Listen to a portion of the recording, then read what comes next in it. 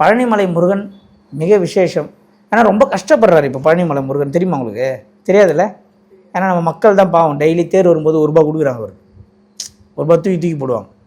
நான் எத்தனையோ வாட்டி சொல்லிட்டேன், இந்த தேர் போகும்போது ஒரு ரூபா தூக்கி போடாதீங்க.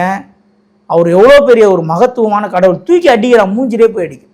நல்லா புரிஞ்சுக்கினேன், சில்லறையை தூக்கி அடிக்கிறான் தேர் போகும்போது. இப்போ சொல்லுவான், நான் சில்லறையை தூக்கி அடிக்கிறார்கள் அப்படிலாம் சொல்ல மாட்டேன், அடிக்கிறான். ஒரு நம்ம இந்து மதத்துல நம்மளுக்கு இருக்கக்கூடிய கடவுள், நம்மளுக்கு அப்பன்றோம், முருகன்றோம், எனக்கு எல்லாம் அவர் தான்றோம், குருநாதன்றோம், ஒரு காசை தூக்கி அடிக்கலாமா? அப்புறம் மறுநாள் காலைல ஒரு வீடியோல பார்க்கலாம், சில்லறையை வைத்து வழிபட்டால் மகாலட்சுமி சேரணும். தூக்கி வச்ச சில்லறைய மறுபடியும் வீட்டில் என்ன பண்றான், 10 ரூபா காயினை சேர்த்து வச்சு மகாலட்சுமி பூஜை பண்றான். எப்படி இதெல்லாம்? ஒன்று சில்லறைன்னா தூக்கி அடிக்கிற, அதே சில்லறையை வைத்து வழிபட்டால் மகாலட்சுமி சேருன்னு ஒரு வீடியோ போட்டால் மறுபடியும் அதே சில்லறையை வச்சு வழிபடுற. எப்படி இதெல்லாம் நடக்கும்னு நினைக்கிறீங்க? முதல்ல இந்த பழனிமலை தேர் போகும்போது சில்லறையை தூக்கி அடிக்கிற பழக்கத்தை நிப்பாட்டணும்.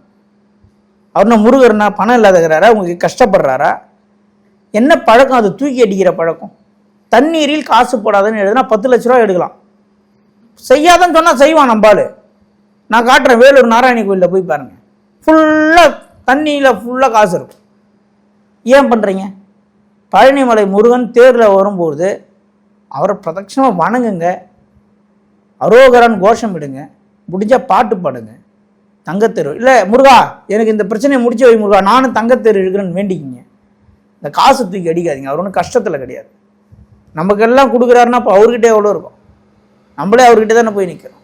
அதனால் இந்த மாதிரி தங்கத்தேர் போகும்போது காசை தூக்கி அடிப்பது மிகப்பெரிய ஒரு தவறான விஷயமாக நம்ம பார்க்குறோம். அது தவறு.